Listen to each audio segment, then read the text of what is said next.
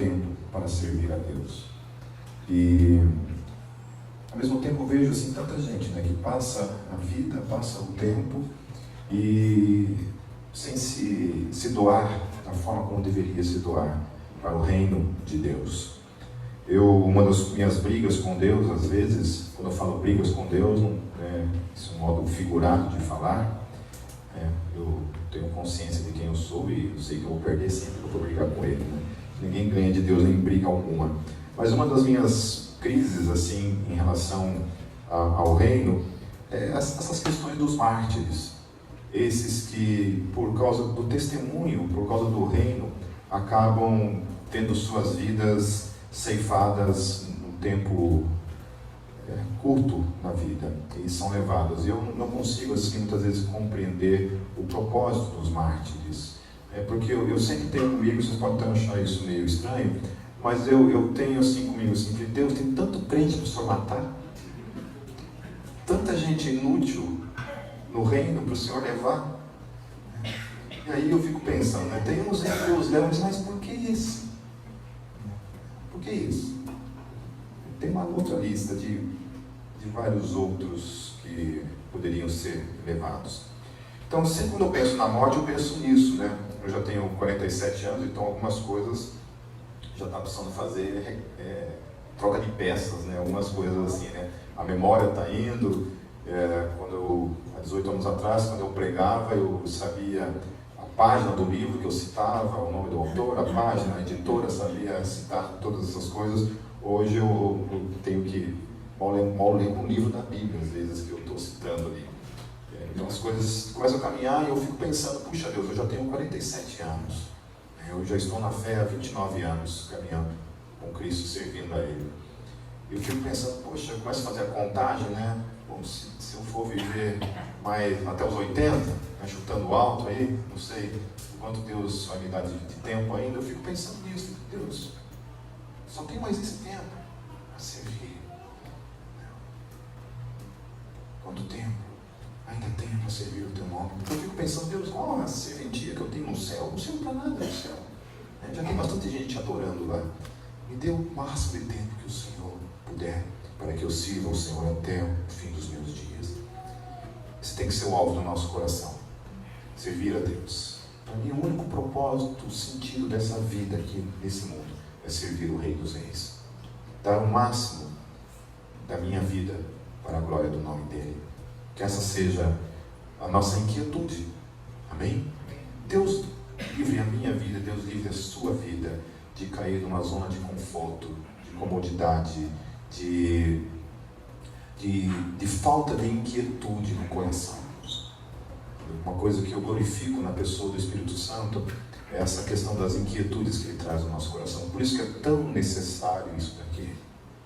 É tão necessário esse movimento chamado igreja. Essa reunião, essa assembleia chamada igreja. Nós estamos vivendo um tempo muito feio na história da igreja, por causa de um movimento chamado movimento desigrejado.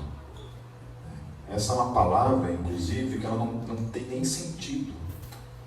Ninguém pode ser igreja trazendo sobre si o termo desigrejado, porque a palavra igreja, no grego, o sentido dela, que é eclésia, chama-se assembleia, ou reunião, ou ajuntamento. Isso é igreja. Portanto, igreja, ainda que eu sou igreja, o Pipe, ele é igreja, mas o Pipe só é igreja quando está aqui. Porque eu não sou uma assembleia sozinho. Eu sempre falo que o culto do desigrejado é um culto muito interessante, porque segundo eles dizem, eles cultuando a Deus. Então assim, nenhum desigrejado pode trazer sobre si esse conforto de uma total e absoluta independência, que muitas vezes tenta se trazer sobre si. Por quê? Porque mesmo o desigrejado, ele tem, de modo direto ou indireto, a dependência, a necessidade do outro, ainda que ele não deseje estar em comunhão com ninguém. Ele traz sobre si essa dependência do outro. Então eu sempre brinco que o culto de um desigrejado, então estou eu aqui fazendo culto a Deus, eu sou uma pessoa que não quer mais estar em comunhão com aquilo que eu considero a instituição, né?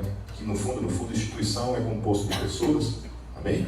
certo? Tem uma instituição, não é composta de vento, ela é composta de pessoas. Então, quando eu falo que eu não quero estar em comunhão com a instituição, eu estou falando que é com as pessoas, de modo direto e curto e claro, é isso.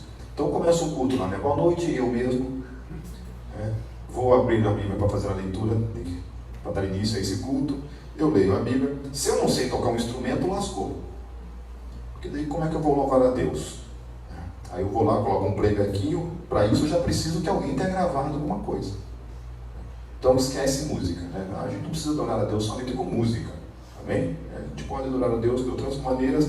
Vamos abrir a Bíblia Sagrada? Opa, para eu ler a Bíblia Sagrada, alguém teve que traduzir a Bíblia na minha língua, para que eu pudesse ler aquela Bíblia.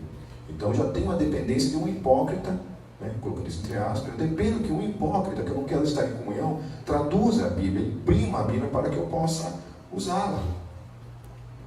Amém?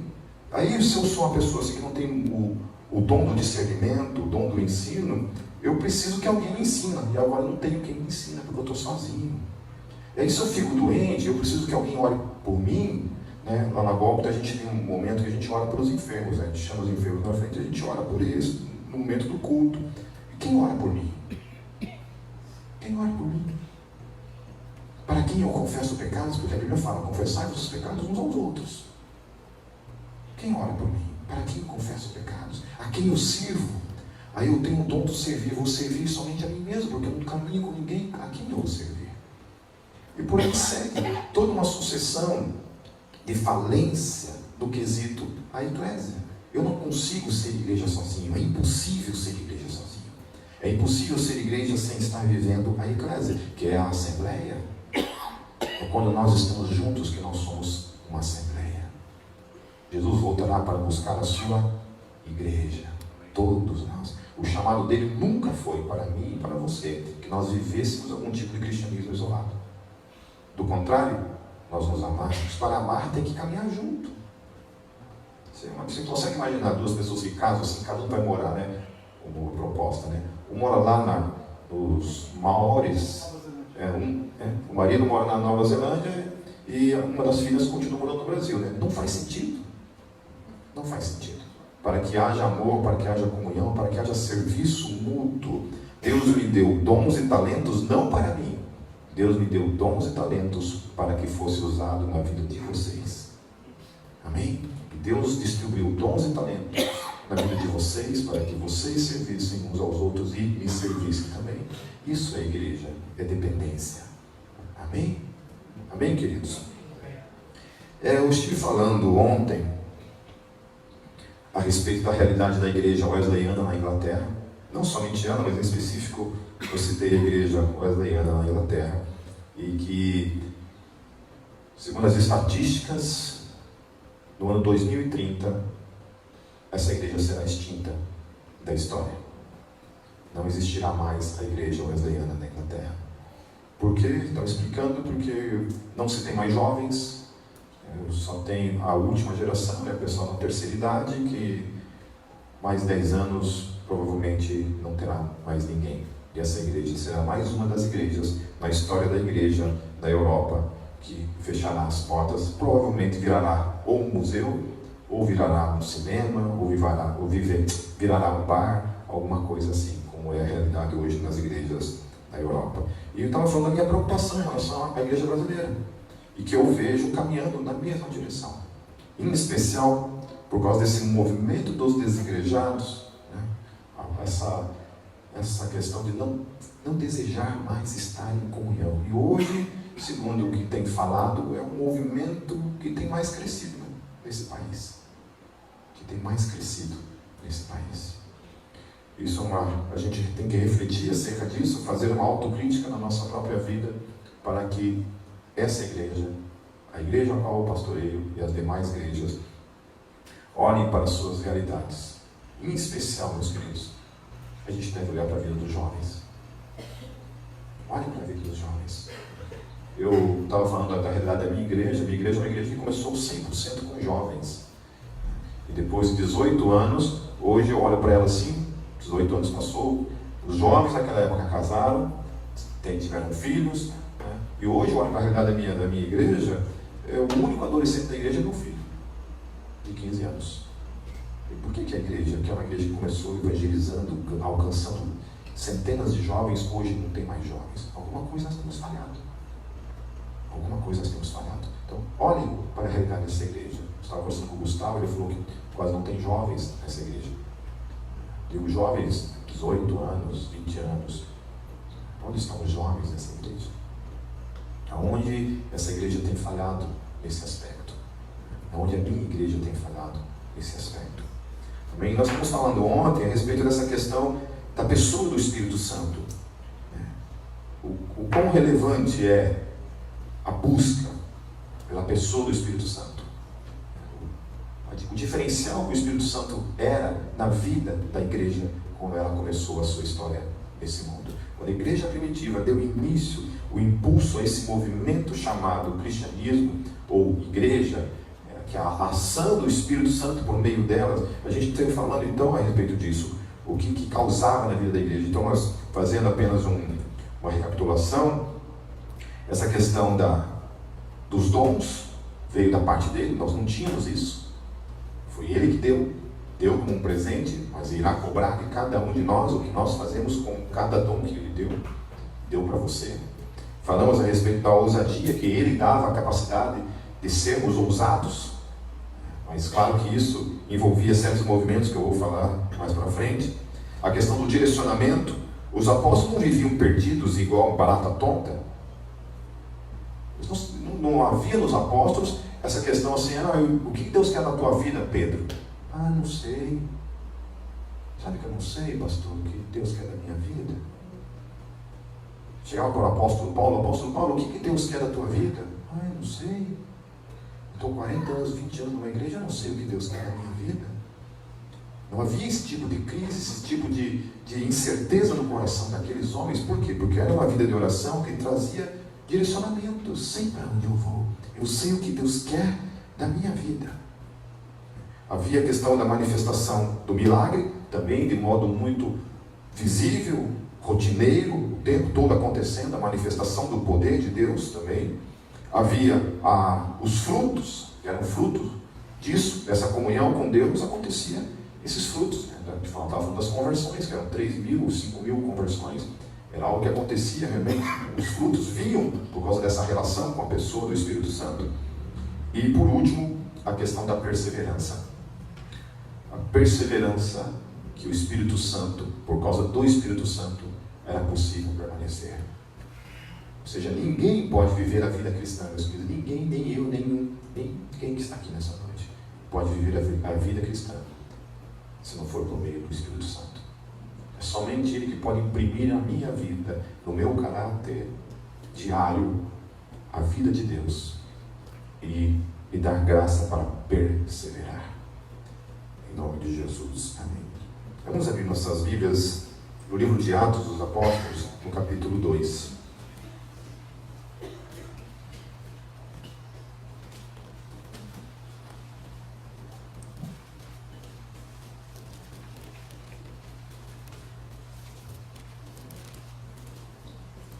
Deixa aberto. Jesus ele havia caminhado com aqueles 12 homens, não somente aqueles 12 homens, mas algumas mulheres e outros também. Os 12 faziam parte de um círculo um pouco mais íntimo desse discipulado, desse ensino. Dentre esses 12 haviam 3 que faziam parte de um círculo ainda menor, que era Tiago, Pedro e João. E dentro dessa trindade que caminhava com ele, havia um que era aquele a quem Jesus amava, que era chamado de João. Eu tenho uma inveja de João. Se você carregar sobre você, sobre a tua vida, aquele a quem Jesus amava. Aquele a quem Jesus amava. Todo dia eu olho no espelho e falo assim, bom dia, aquele a quem Jesus ama. Você é aquele a quem Jesus ama. Jesus tinha ensinado 3 anos, depositado, investido a sua vida, o seu discipulado na vida daqueles homens. Jesus morre, ressuscita, ascende aos céus, deixa um legado na vida daqueles mais de 500 homens, não somente os 12, mas Paulo fala que foram mais de 500 testemunhas que viram Jesus de Nazaré ressurreto, o Espírito Santo vem sobre uma boa parte desses homens, os reveste com poder, e começa então um movimento chamado igreja, e nós vamos falar um pouco sobre isso, lendo esse texto. Vamos lá, a partir do versículo 1. Chegando o dia de Pentecostes, estavam todos reunidos num só lugar. De repente veio do céu um som como de um vento muito forte, e encheu toda a casa na qual estavam assentados. Viram o que parecia línguas de fogo, que se separavam e pousaram sobre cada um deles. Todos ficaram cheios do Espírito Santo. Eu gosto muito dessa palavra, cheios. Quantos de nós hoje, nessa noite, podemos falar com convicção: eu sou uma pessoa cheia do Espírito Santo de Deus? Quando eu falo cheio do Espírito Santo de Deus, eu não estou falando necessariamente dessas manifestações carismáticas que o texto em si ensina. Mas essa vida diária. A vida diária. Eu não sei quanto a vocês, mas às vezes parece que assim, eu vou para o culto no domingo à noite, né, e tem aquela movimentação toda, o louvor toca na minha vida, vem uma ministração, a palavra toca na minha vida. Segunda-feira eu acordo no fogo, tudo, parece uma tocha cheia do Espírito Santo, eu oro, a minha vida de santificação é um pouco mais visível para mim mesmo. Chega na terça-feira, eu vejo que já estou mais murchinho. Quarta-feira, quando eu vejo quinta-feira, parece que está vazio novamente. Aí chega domingo, volta aquele ciclo, aquele velho ciclo, e parece que a nossa vida de espiritualidade, uma vida de busca, não é uma constância diária. Uma constância. Quantos de nós temos alcançado a graça de acordar todos os dias de manhã? A primeira coisa é ter um tempo com Deus. É um tempo de oração. E nós queremos ser relevantes no mundo. Nós queremos ser testemunhas. Testemunhas do quê? De algo que nós não temos vivido nas nossas vidas. Então eu gosto muito desse texto, quando ele fala assim: todos ficaram cheios do Espírito Santo. E o Espírito Santo está em você. Está em você, meu querido? Está ou não está? Está, né? Amém? Certo? Está na minha vida e está na vida de você. Se ele está presente e eu não sou cheio, aonde está o problema? Na pessoa do Espírito Santo ou em mim? Com certeza, em mim e em nós. Continuando. Então, e começaram a falar outras línguas conforme o Espírito os capacitava. Agora, pulando para o versículo 16. A partir dele diz assim: isto que foi predito pelo profeta Joel nos últimos dias. Esse termo últimos dias, a gente tem que entender que muita gente, por causa do surgimento do movimento pentecostal, que foi algo que surgiu há pouco tempo atrás, muita gente pensa que foi o cumprimento de Joel, que até então não tinha acontecido. Esse termo, últimos dias, quando utilizado na palavra, diz respeito à inauguração de Jesus, quando Jesus morre e ressuscita. Então, daquele tempo até a parousia, ou seja, até a segunda vinda de Cristo, todo esse tempo entre um e outro, nós chamamos de últimos dias. Amém? Então, assim, aquela primeira geração de crentes, eles pensavam que eles eram a última geração. Eles não tinham uma expectativa de que Jesus voltaria somente um século depois. Nós estamos já no século 21. Eles não sonhavam que o mundo ia durar mais 21 séculos. Eles não tinham isso na sua mente. Eles achavam que era naquele momento que que o mundo acabaria. Então, nos últimos dias diz: derramarei do meu Espírito. Então, durante todo o tempo da história, Deus derrama do seu Espírito. Amém? Não derramou somente naquela primeira geração, na segunda geração, mas Deus ainda derrama do seu Espírito sobre a minha e sobre a tua vida. O mesmo Deus deu uma promessa que o Espírito dele seria derramado nos últimos dias. O último dias é o quê? Desde aquele tempo até o último dia, quando o Senhor Jesus voltar. Os seus filhos e as suas filhas profetizarão. Os jovens terão visões, os velhos terão sonhos. Sobre os meus servos e as minhas servas derramarei do meu Espírito naquele dia, e eles profetizarão. Aleluia. Mostrarei maravilhas em cima no céu e sinais embaixo, na terra, sangue, fogo e nuvens de fumaça. O sol se tornará em trevas e a lua em sangue, antes que venha o grande e glorioso dia do Senhor. E todo aquele que invocar o nome do Senhor será salvo. Aleluia. Versículo 32 em diante. Deus ressuscitou este Jesus, e todos nós somos testemunhas desse fato. Exaltado à direita de Deus, ele recebeu do Pai, o Espírito Santo prometido, e derramou o que vocês agora veem e ouvem. Pois Davi não subiu ao céu, mas ele mesmo declarou: o Senhor disse ao meu Senhor: senta-te à minha direita. Estou falando espanhol aqui, né? Senta-te à minha direita, até que eu ponha os teus inimigos como estrado para os teus pés. Portanto, que todo Israel fique certo disso. Este Jesus a quem vocês crucificaram, Deus o fez Senhor e Cristo. Quando ouviram isso, os seus corações ficaram aflitos, e eles perguntaram a Pedro e aos outros apóstolos: irmãos, que faremos? Pedro respondeu: arrependam-se. Eu acho lindo isso nesse texto. O livro de Atos dos Apóstolos, ele não é um livro doutrinário. Assim, a gente aprende isso dentro do seminário de teologia, que não é um livro onde você extrai doutrina para a sua vida. E isso é o erro, às vezes, de muita gente que quer extrair do livro de Atos dos Apóstolos doutrina. Ele é um livro que nos traz experiências da igreja, né? E a gente pode extrair certamente princípios, né? Como eles faziam, como é que eles agiam, qual era a mensagem que eles tinham, extrair esses princípios e aplicar na nossa vida, aplicar nesse contexto em que nós estamos vivenciando. Então, essa palavra, arrependam-se, eu creio que é o pecado da igreja hoje. O pecado desse evangelho que está sendo pregado em muitas igrejas que estão por aí, eu não estou falando de todas as igrejas, mas uma grande parte das igrejas que estão por aí, não se fala mais acerca de arrependimento. E essa é a mensagem da igreja. Só olha, Jesus veio a esse mundo morrer pelos seus pecados. E para isso, você que está ouvindo essa mensagem, você precisa se arrepender dos seus pecados. Porque ele veio salvar do quê? Do que Jesus veio nos salvar? Da ira de Deus. Jesus veio nos salvar da ira de Deus. Estava vindo um meteoro chamado Deus, que ia nos fulminar.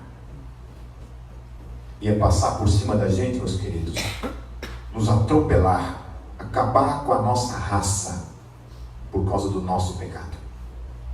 Jesus veio nos salvar dele mesmo. Um dia Deus trará juízo sobre este mundo. Jesus veio nos salvar desse juízo, porque aqueles que estão em Cristo já não há mais nenhuma condenação. Aleluia. Amém?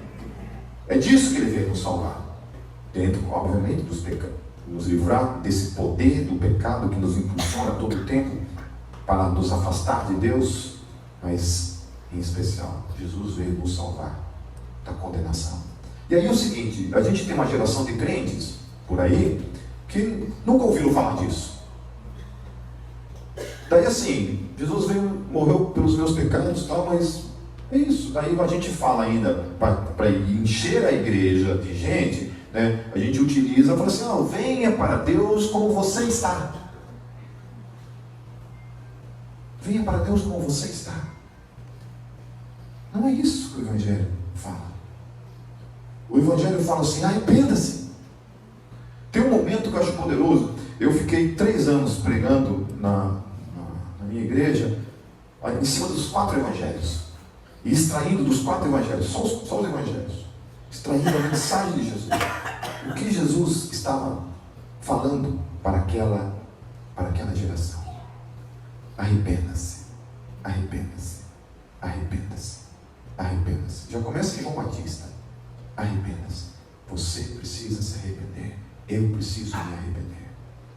Porque se não se arrepende, o juízo de Deus vem sobre mim e vem sobre você. Então a gente escuta esse tipo de discurso que é: venha do jeito que você está. Obviamente que isso tem uma implicação de você tem que vir para Deus, para que Deus quebrante a sua vida, para que Deus lave a sua vida e te dê uma nova vida. Mas sem arrependimento, meus queridos, não há remissão de pecados. Essa é a mensagem da igreja. Eu lembro que quando o Evangelho foi me apresentado, quando eu me vi, eu estava lá na frente assim, confessando meus pecados, chorando, falando para Deus: Deus, me perdoe. Me perdoe pela vida impura que eu estava vivendo. Me perdoe. Cheguei em casa, a primeira coisa que eu procurei foi minha mãe e meu pai. Pedi perdão para minha mãe, em especial, que foi para quem eu dei mais trabalho, porque meu pai trabalhava, então ele ficava mais fora de casa. E eu pedi perdão para minha mãe, falei, mãe, me perdoe por todas as vezes que eu fui um mau filho. Me perdoe. Pai, me perdoe por tudo que eu fiz errado, por meus irmãos. Arrependimento, mudança de mente precisa acontecer. Então o problema é que hoje não, hoje a gente, em nome de um suposto amor, a gente não fala mais arrependimento, porque falar de arrependimento magoa as pessoas. Você não pode magoar as pessoas. Tem que ser um evangelho que não magoa. Você vai lá, você chama um pecador, o cara está lá vivendo no pecado, você não confronta nada, você não fala nada. Porque Deus ama ele, né, e por Deus amar ele, então a gente deixa uma pessoa na mesma condição, a gente não confronta a vida dele, a gente não fala absolutamente nada. Eu sempre falo que esse tipo de evangelho é um evangelho que pega o pecador, dá um abraço nele, ama ele, abraça ele, assim, leva ele lá na porta do inferno, assim, abre a porta, pode entrar. Mas amou, ele amou a pessoa, até aqui. Levou lá na porta do inferno, nunca abriu a boca, nunca confrontou o pecado dele. Ele veio lá para dentro, fecha a porta, fala, Deus te abençoe e volta para casa. O verdadeiro crente é aquele que, obviamente, no amor, ninguém aqui amula, vai ficar lá dando coisa nas pessoas, mas aquela pessoa que em amor chega e fala, você precisa mudar de vida, porque um dia o juízo de Deus virá. O juízo de Deus virá. E você precisa mudar de vida. Amém? Francis Schaeffer, que foi para mim um dos maiores apologetas na história da fé cristã, ele falava isso. Ele tinha uma crítica muito forte para essa igreja frouxa que a gente tem hoje em dia. Uma igreja que não fala mais a respeito de arrependimento. Ele fala que é necessário, que a culpa será nossa se nós não apresentarmos o evangelho bíblico. Nós temos que confrontar o mundo em amor, mas precisa ter confronto. Precisa ter confronto. Você já viu um meme que rolou um tempo no Facebook que falava assim: Jesus é um cara legal e o que estraga é o seu fã-clube? Quem já viu esse meme? Vocês não têm Facebook, só não tem. Então, Jesus é um cara legal, mas o que estraga é o fã-clube. Quem é o fã-clube? Somos nós. É a igreja. Eu peguei esse meme, escrevi um artigo falando a respeito desse meme. Esse meme, ele é qualquer coisa, menos bíblico. Porque o próprio Jesus confronta esse meme. Porque o próprio Jesus falou, vocês, para os seus discípulos, ele estava dizendo isso, vocês serão odiados por causa do meu nome. Então, gente que fala que quem estraga é o fã-clube e fala que gosta de Jesus é mentiroso. Essa pessoa nunca teve um contato com o Evangelho de Jesus. Se ele tivesse contato com o Evangelho de Jesus, de fato, ele teria sua vida transformada. E teria uma outra visão. Certo? Então não é o fã-clube que estraga. É o próprio Evangelho que confronta a vida dessas pessoas. Então, continuando no versículo 38, então ele fala, arrependam-se cada um de vocês seja batizado em nome de Jesus Cristo, para perdão dos seus pecados, e receberão o dom do Espírito Santo. Pois a promessa é para vocês, para os seus filhos, e para todos que estão longe, e para todos quanto o Senhor nosso Deus chamar. Com muitas outras palavras os advertia e insistia com eles, salvem-se desta geração corrompida. Os que aceitaram a mensagem foram batizados naquele dia. Houve um acréscimo de cerca de 3.000 pessoas. Não é poderoso isso? Que alguém chega, se apresenta e fala, arrependam-se. Uma mensagem fora do politicamente correto dos nossos tempos. Um evangelho que não tem nada a ver com apresentar prosperidade, bênção, vitória, ou coisa desse tipo. Do contrário, um evangelho que vai dar na ferida, toca na vida do pecador e fala, você precisa mudar de vida, porque Deus trará juízo. E 3.000 conversões acontecem. Queridos, o evangelho não precisa ser negociado em momento algum. Amém? Se nós queremos ser uma geração que gera frutos em Cristo Jesus, nós temos que apresentar um evangelho bíblico. Amém? Amém? Você sabe quantas vezes eu fui tentado a mudar a minha teologia para ter uma igreja cheia de gente? Por ver igrejas que apresentavam o evangelho da prosperidade enchendo-se, saindo gente pelas janelas, pelo forro de tanta gente. Daí eu lembro quando Jesus está cercado por uma grande multidão, que ele alimenta, ele dá comida, ele cura. O texto fala que ele cura, ele expulsa demônios, ele cura, ele dá comida, ele faz assim, sabe? Essa operação toda acontecendo ali o tempo todo, milhares de pessoas ali. Quando ele apresenta o evangelho, o que acontece?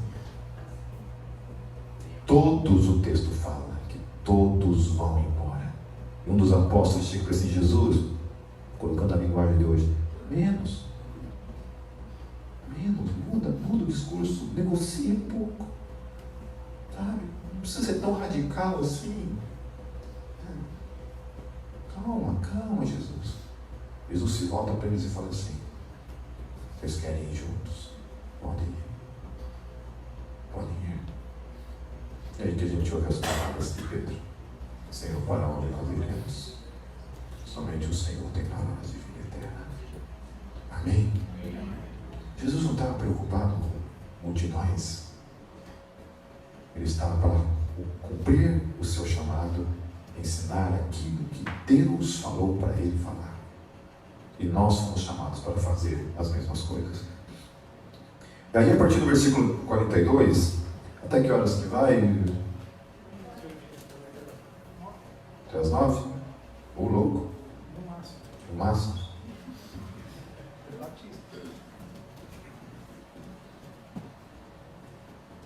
Diz assim: eles se dedicavam ao ensino dos apóstolos. Amém? Aleluia.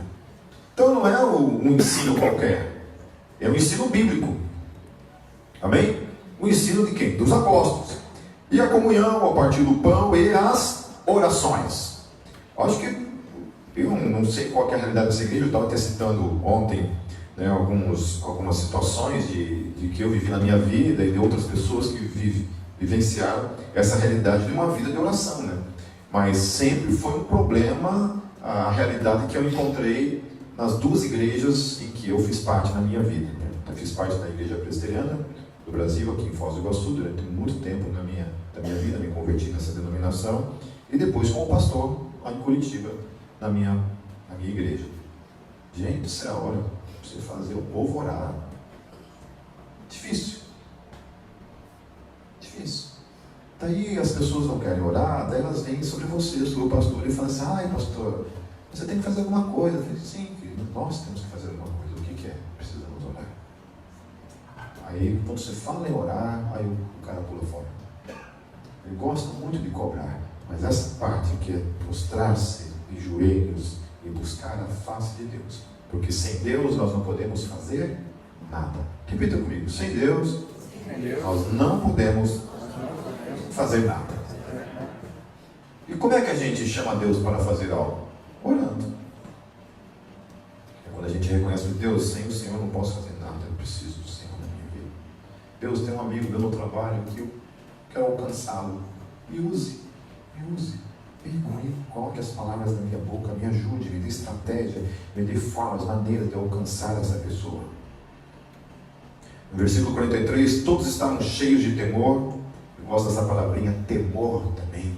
Eu estava citando agora de meio-dia, almoçando aqui, falando de algumas situações que eu vivi como pastor, né?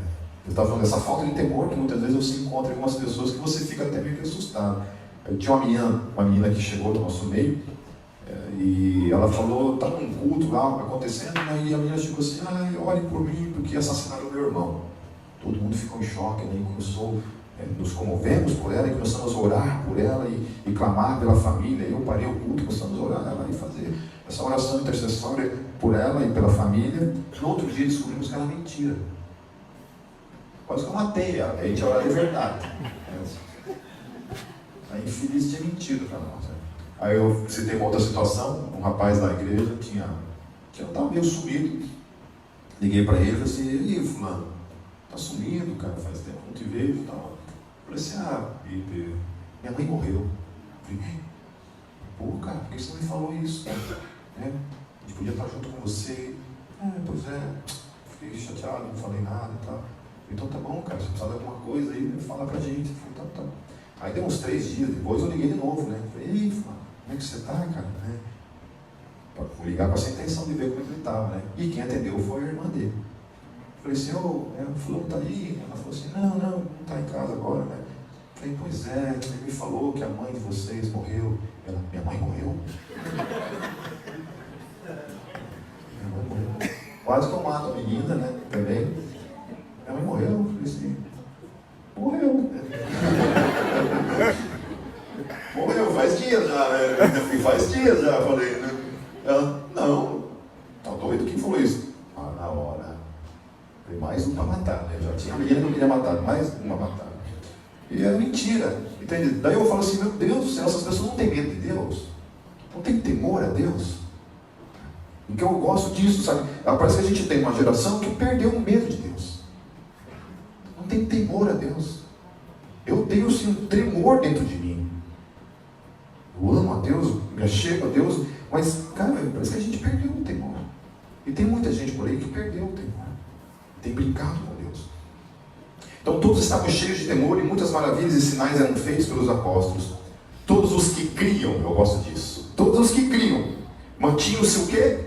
Unidos. Aleluia. Amém. Amém? Então todos os que criam, quem tinha fé de verdade, quem acreditava no Deus vivo de verdade, lutava por unidade. Lutava para estar juntos como igreja. Amém? Amém? Quem cria não via que essa conversa, lá na Batista só tem hipócrita.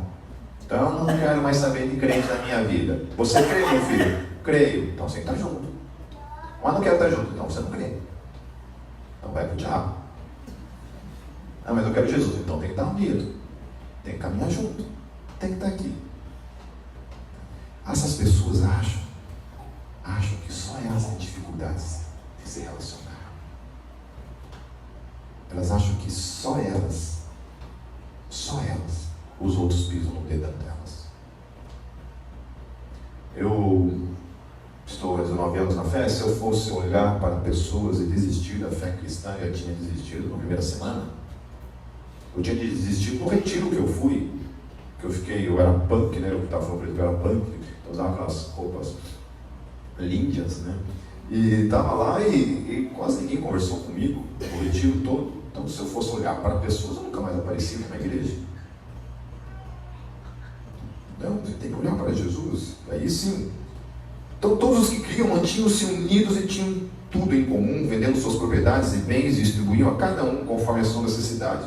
Todos os dias continuavam a reunir-se no pátio do templo, partiam o pão em suas casas e juntos participavam das refeições com alegria e sinceridade de coração, louvando a Deus e tendo a simpatia de todo o povo. Então, por vivenciar essas coisas, o texto termina assim: e o Senhor lhes acrescentava todos os dias os que iam sendo salvos. Quem acrescentava? A igreja.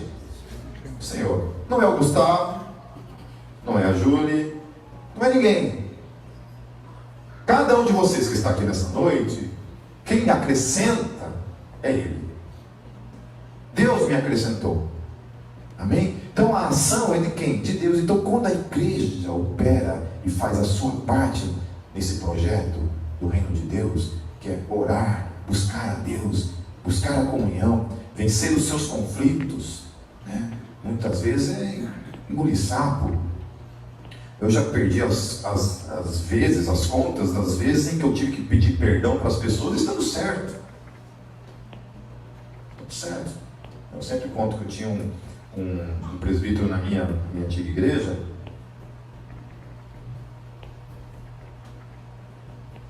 que ele não gostava de mim. Ele tinha uma dificuldade com a minha pessoa, porque eu comecei a levar os roqueiros lá para a igreja, né?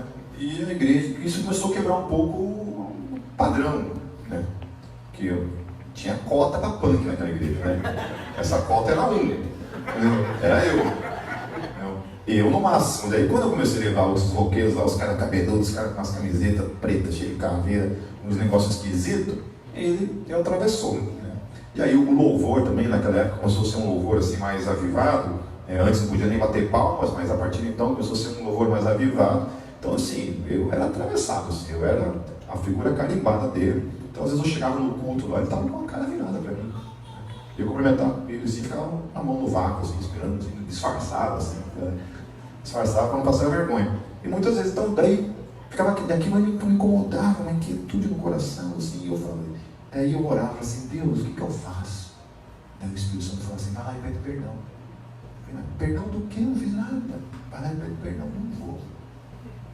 Aí, naquela inquietude, perdi a paz até dia.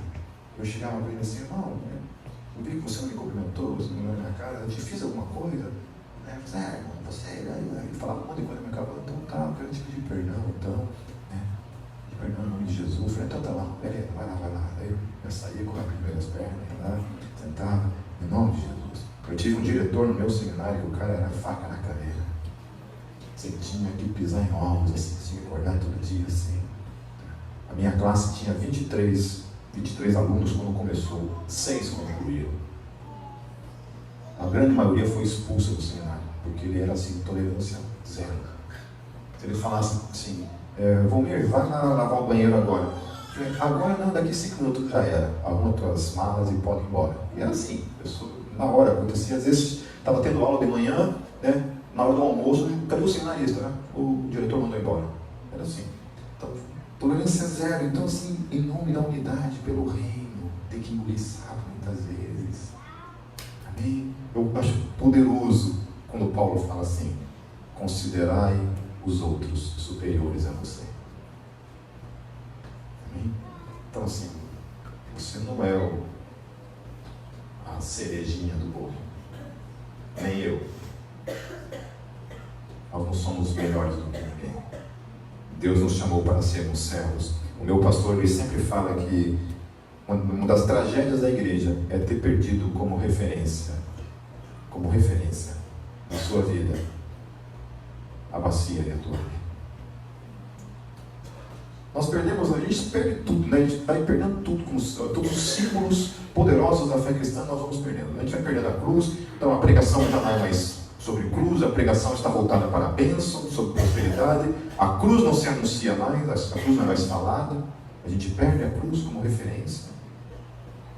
E aí a gente perde também a toalha e a bacia, que Jesus nos ensinou e falou assim, olha, vão lá vocês e façam o mesmo. Aquele que quiser ser maior, que seja o menor. Sirvam uns aos outros.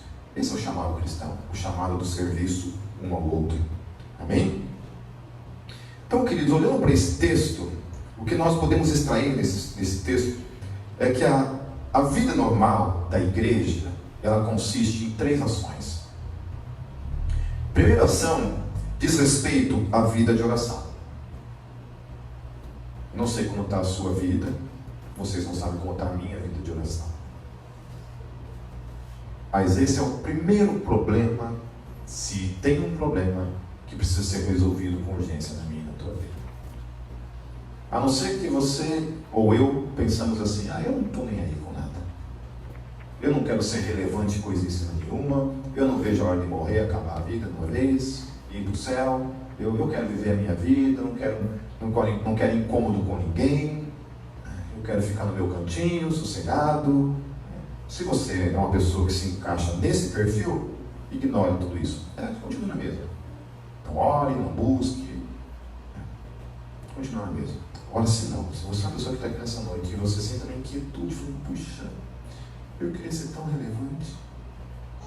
Eu queria alcançar meus amigos para Jesus. Eu queria alcançar a minha família.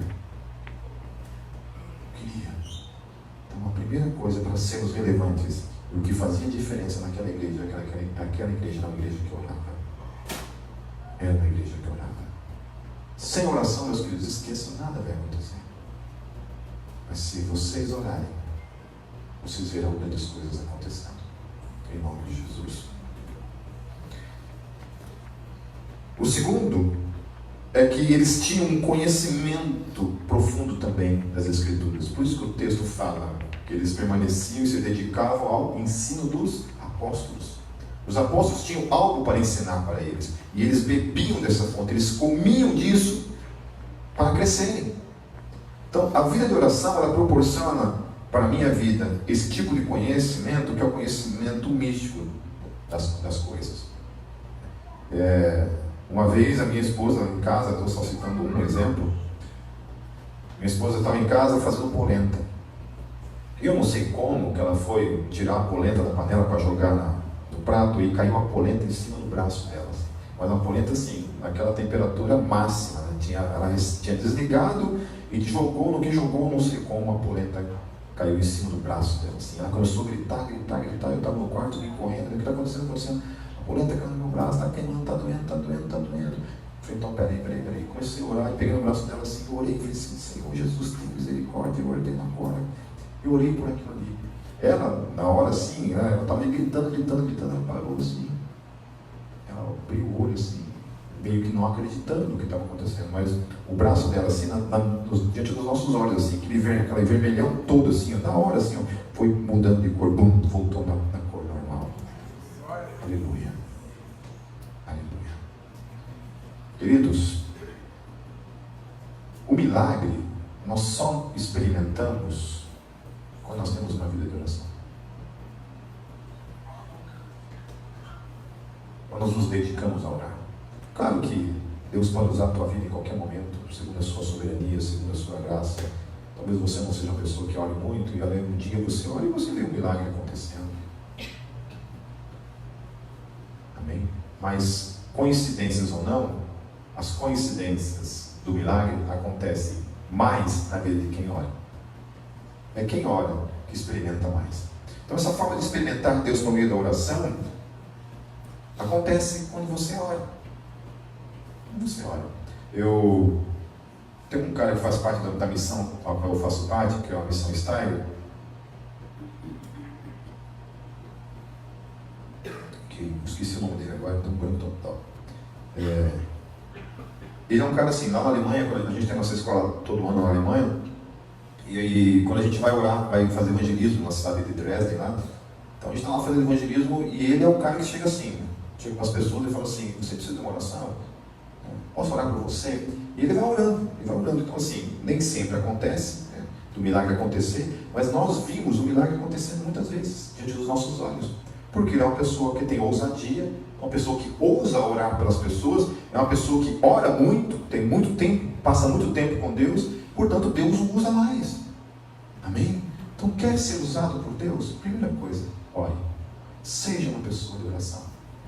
Uma pessoa que busque a Deus. A segunda coisa vem por meio então do conhecimento da palavra. Conhecimento das Escrituras, não somente do conhecimento das Escrituras, mas eu e você precisamos também ler outras coisas. Hoje em dia, eu e você temos o privilégio de ter uma imensa literatura de livros que você pode ler. O que eu oriento vocês quanto à leitura é que vocês busquem a direção do seu pastor para isso. Porque tem muita porcaria também dentro da literatura evangélica. Então, não é porque diz, o pastor Pipe escreveu, que você tem que necessariamente se alimentar daquela teologia. Então, de preferência, busque a orientação do teu pastor ou dos líderes aqui dentro, para que você procure ler esse tipo de coisa. Coisa de 2 semanas atrás, um dos maiores compositores de uma banda de louvor chamado Hillsong, todo mundo conhece Hillsong? Acho que alguém conhece? Foi o Mark Sampson. Ele apostatou na fé. Ele foi a público e apostatou na fé. É um dos maiores compositores da banda. Eu sou apaixonado pela banda, acompanho desde o início essa banda até agora. Tenho todos os CDs, DVDs, acompanho. Vai ter um show em Curitiba, eu vou lá assistir com minha esposa e meu filho. Sou realmente fã dessa banda, do trabalho deles. E isso veio para mim assim como um choque. Como assim? O Mark Sampson chegou ao público e falou, apostatou na fé. E aí eu fui ler o que ele havia dito em relação a isso, né? E os argumentos que ele falou, das razões pelas quais ele havia abandonado a fé, aquilo ali eu falei, não acredito nisso. Por causa disso. E aí vários críticos já começaram a escrever artigos falando a respeito desse posicionamento, das coisas que ele havia dito, desse pronunciamento dele diante da apostasia. E em especial eram duas coisas, né? algo relacionado assim, à fidedignidade da Bíblia, ou seja, a Bíblia não é um livro confiável, porque supostamente ali eles entendem que havia algumas contradições na Bíblia, que não tinha como resolver, e portanto a Bíblia não era um livro confiável. Então como é que você não vai confiar num livro que revela alguma coisa? Então esse era um problema. E o segundo problema era a questão do sofrimento, né? Porque ele olha para a Bíblia e o sofrimento revelado na Bíblia e o simples sofrimento que está aí fora o tempo todo acontecendo, esses dois argumentos fizeram ele então apostatar na fé. E aí a crítica foi que as pessoas caíram realmente criticando esse posicionamento dele. Ele falou assim: cara, que cristianismo que você estava vivendo? Aonde você estava? Que caverna é essa que você está vivendo? Você não tem internet na tua casa? Você não tem YouTube na tua casa? Hoje nós temos um mundo de tanta informação que responde essas questões. Que bolha que você estava vivendo? Que bolha? Então, era uma pessoa que tinha o dom de escrever canções de louvor a Deus de modo tão profundo e, ao mesmo tempo, um completo ignorante em relação às Escrituras, em relação a responder questões como essa, que não são simples, não são fáceis, concordo que não são, mas que têm resposta. Então, onde está o interesse? Aonde está o interesse? Uma vez eu num estúdio de um amigo, tinha um cara assim, terno, gravata lá, né? E eu zoei o cara. Zoei não, falei assim: tem uma igreja que você é. Porque ele estava vestido terno e gravata, eu achei que o cara fosse crente, né? Eu falei: não sou crente não. Ele falou: não sou ateu, ele falou. Eu falei: não, você é ateu? Aí dei aquela cutucada padrão, né? Eu falei: você é ateu, graças a Deus? Né? Brinquei com ele assim. Eu falei: não, sou ateu sem Deus mesmo, né? Grosso, né? Magoou. Falei assim: não, eu sou ateu sem Deus mesmo. Falei assim, aí eu fiquei bravo, né? É Satanás, então vamos conversar de perto aqui.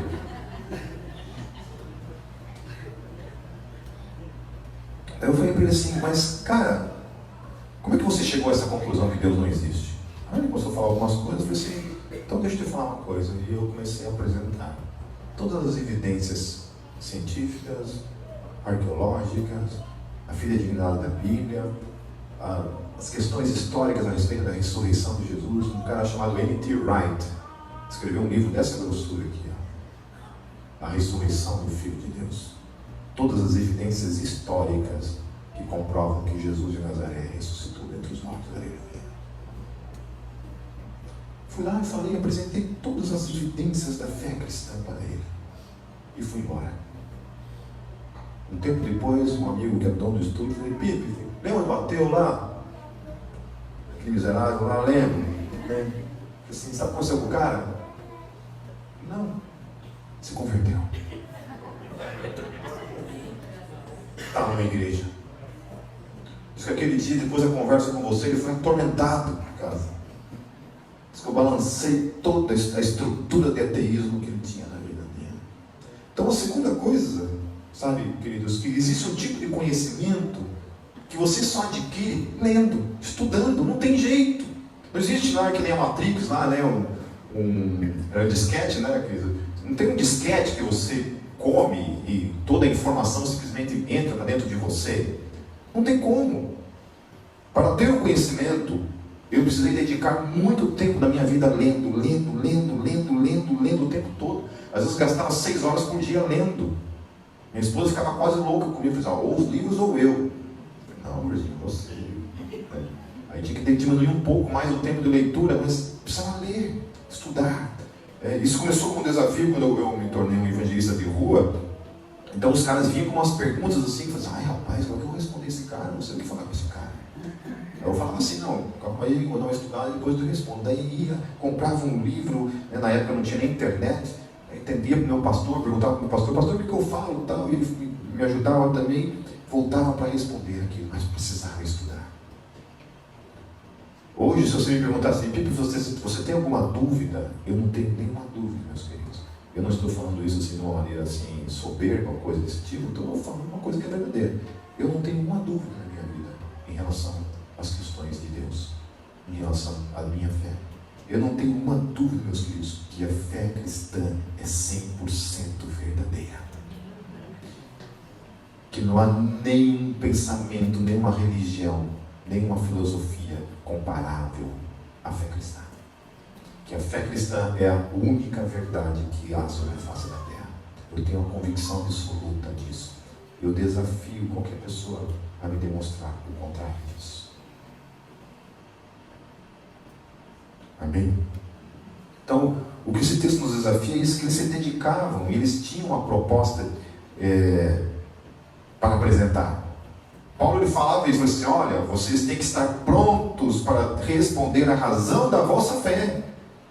Eu estava no retiro da minha igreja e estava lá eu lá falando, tinha lá uns 150 jovens, e eu comecei a fazer perguntas acerca da fé, acerca de salvação, uma coisa básica, né? E os caras não sabiam me responder. E a igreja já tinha mais ou menos uns 7 anos. Aqui, olha, tirou meu chão. Eu fiquei muito indignado, falei, não acredito nisso. Esses caras não estão sabendo me responder as questões básicas da fé. A partir daquele dia, eu tomei uma posição. Falei, a partir de hoje, todo domingo na minha igreja, eu vou ensinar teologia. Teologia. Vou dar, vai ser tipo assim, pregação expositiva, pegar texto por texto, vamos lá. Esses caras precisam aprender Bíblia em nome de Jesus. Em nome de Jesus. Precisam aprender Bíblia. Então hoje assim, geralmente você cai lá dentro da gólgota lá, às vezes é até perigoso quando a gente convida pastor de fora, porque se o cara falar qualquer abobrinha lá, ele está lascado. Um dia, por causa de um rapaz lá da igreja, o cara pegou e falou, preciso chamar tal pastor para lá pregar. Eu falei assim, tá, beleza, né? Eu convidei o cara. E eu convidei o cara, e o cara era de uma igreja histórica, né? Eu simplesmente chamei o cara para ir pregar. Então, nunca tinha visto ele pregar, né? E o cara foi lá e pregou. E o cara começou a falar umas coisas do púlpito, e eu só assim, falei, meu Deus, o que eu fui fazer? Né? Terminou o culto, né? Beleza, né? O cara pregou, né? Nunca mais, né? Se pudesse voltar no tempo, não teria chamado, mas foi. Terminou o culto, coitado desse pastor. Uns 15 membros pegaram esse cara assim, ele aqui no canto assim, ele aqui no canto assim. E os caras assim, ensinaram Bíblia para ele. Todo mundo com a Bíblia na mão, olha, o que vocês falam não está escrito aqui, ó, você está errado. Está escrito aqui, ó. Eu fiquei com uma vergonha, falei, gente, nunca tinha visto isso na minha vida. Eu nunca tinha visto. Eu não faço isso comigo depois que terminou o culto, tá? Ou melhor, façam, se realmente tudo que eu estou falando aqui está errado, não tem problema, eu sou uma pessoa que não tem uma dificuldade de voltar atrás nas coisas, queridos. Se me mostrar que eu estou errado, eu não volto atrás. Mas o cara passou uma vergonha ali, porque estava numa igreja como eram os bereanos, verificavam tudo pela palavra. Para cima de mim, não, querido. Está na palavra? Não está? Então não quero. Confrontaram a vida dele e o cara passou uma vergonha, né? Depois eu fui conversar com ele e falei, cara, foi mal aí, mas você caiu aqui no ninho de gente que realmente lê a Bíblia. Então, graças a esse trabalho. Então, a gente precisa conhecer esse Deus das Escrituras. Porque quando a gente se propõe a pregar o Evangelho, o que a gente está fazendo? A gente tem que pregar qual Evangelho? O Evangelho bíblico. Amém? É a palavra. Nós precisamos ensinar a palavra. Quando eu sou questionado acerca de questões da fé cristã, eu sempre falo para as pessoas assim, em especial com ateus ou pessoas de outras religiões. Peraí, primeira coisa, você precisa entender qual é o conceito de Deus que a Bíblia revela. Primeira coisa é essa. Porque eu não vou defender, eu não vou gastar tempo com você debatendo ou defendendo um Deus que a Bíblia não revela. Certo? Então, vamos lá, confronte o Deus da Bíblia. Então vamos conversar sobre o Deus da Bíblia. Aí a gente gasta tempo, aí não tem problema, eu vou brigar mesmo, eu vou ser faca na caveira mesmo, vamos lá, vamos defender o Deus da Bíblia. Mas não é o Deus da Bíblia, então não me interessa. Não me interessa. Eu quero defender Jesus de Nazaré. Se é para falar sobre ele, estamos aí para conversar.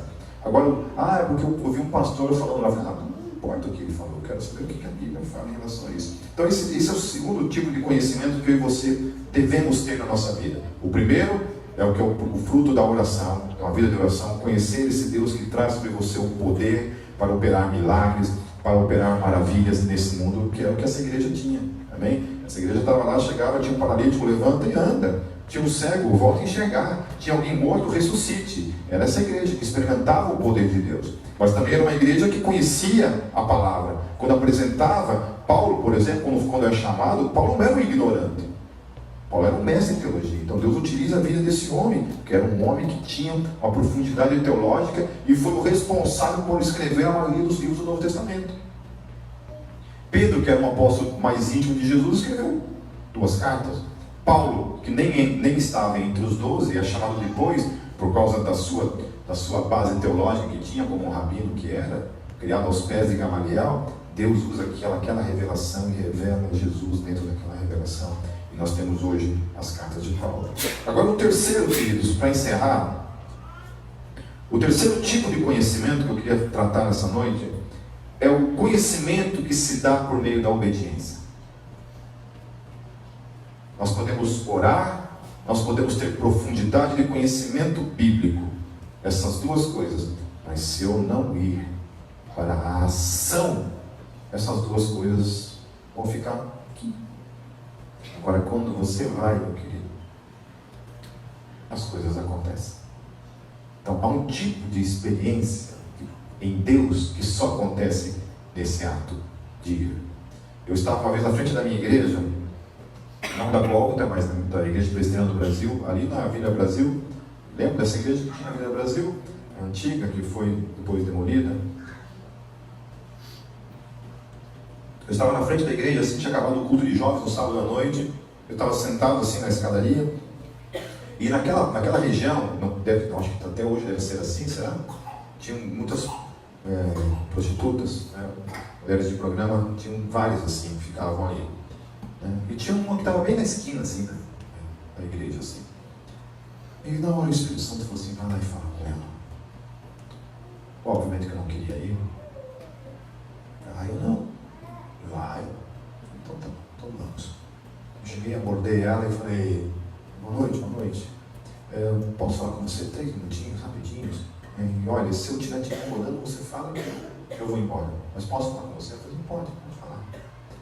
Comecei a apresentar o Evangelho, apresentando o que Jesus tinha feito na cruz por ela, que ela precisava mudar de vida, que ela precisava se arrepender dos pecados dela. Então, eu falei assim, posso orar com você? Ela falou, pode.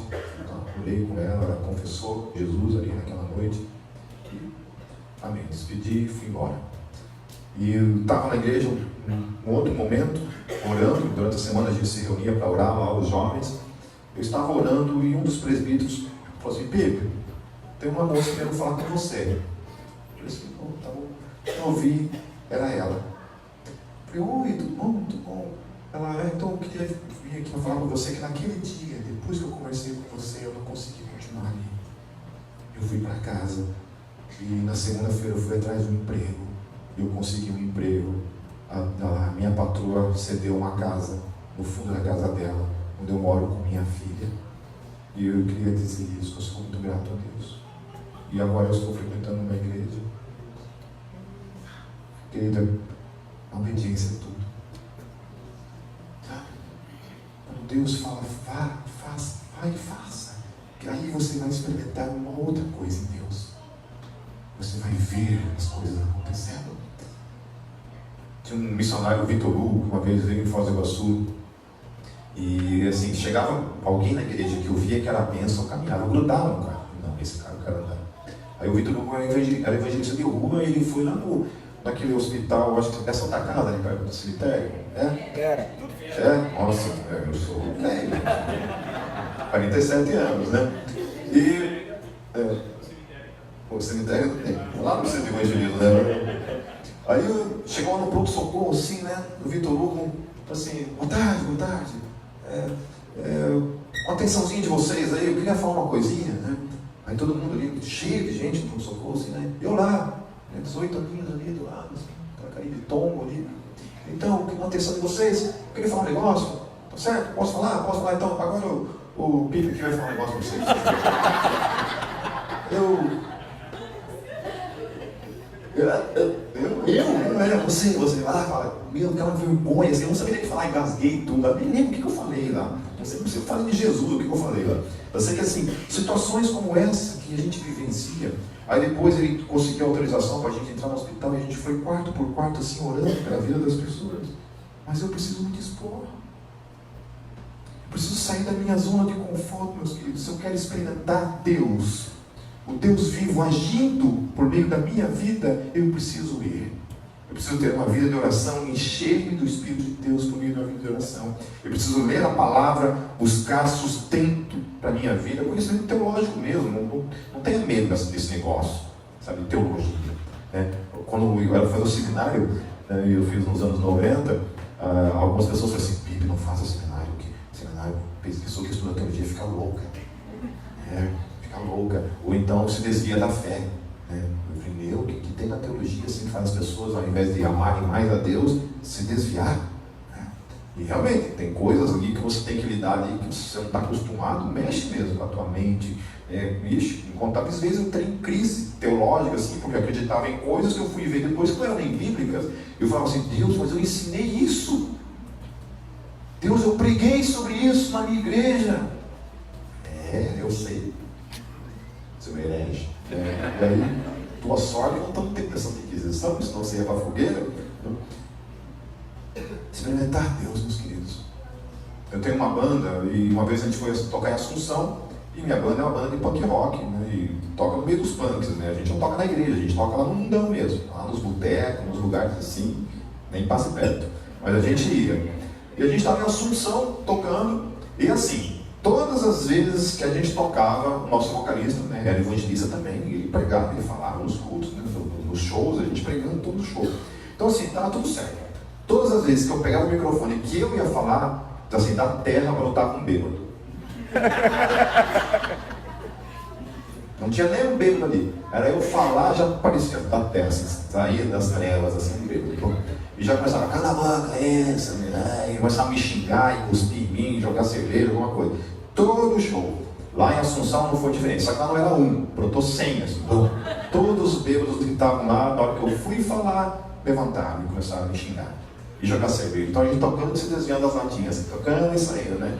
E aí, eu olhei pro vocalista e falei assim, era Ângelo, né? Falei, Ângelo, o Ângelo começou a pregar, falei assim, Ângelo, os caras não estavam deixando ele falar também, Ângelo, fale aí. Peguei minha guitarra assim, coloquei minha guitarra e pulei no meio dos punks, assim, no meio deles.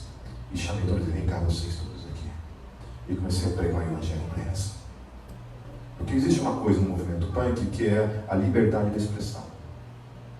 O punk, ele não pode privar o outro de falar, porque isso é contrário à sua própria filosofia.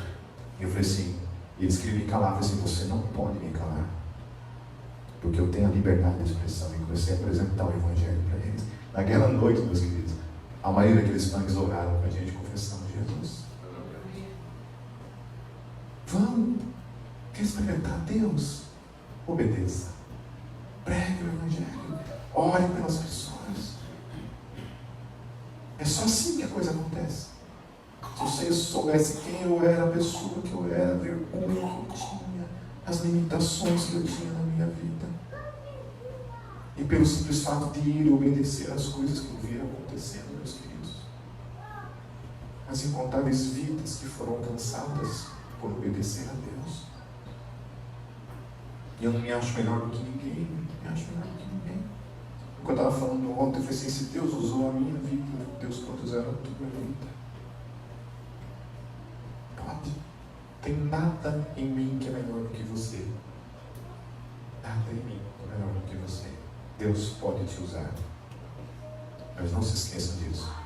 A igreja primitiva era relevante, tinha aquele alcance poderoso que tinha, porque era uma igreja que orava, era uma igreja que tinha conhecimento das Escrituras, mas era uma igreja que obedecia, que ia, que enfrentava todo o sistema contrário à fé cristã, encarava a morte, encarava as cadeias. Depois que eu terminei a série em cima dos evangelhos, eu comecei e fiz uma série somente em cima do livro de Atos dos Apóstolos. E foi tão desafiador olhar para a vida daqueles homens e colocar a minha vida em comparação aqui. Eu falei, meu Deus do céu, havia algo naqueles homens e que também está em cada um de nós. Quero voltar ao início do que eu comecei falando. Inquietude. O quanto disso que está sendo falado aqui está inquietando a tua vida? Se não está inquietando, eu estou muito preocupado. Aí procura o teu pastor. Eu falei, pastor, tudo que o Pipo falou não me inquietou em nada. Isso é preocupante. Mas se está inquietando, se tem algo queimando no seu coração, glorifique a Deus por isso. Porque é o Espírito Santo falando que é tempo de acordar. É tempo, ainda há tempo, para que essa igreja não se transforme, nem a minha, nem outras igrejas se transformem na igreja wesleyana. E daqui 20 anos deixe de existir.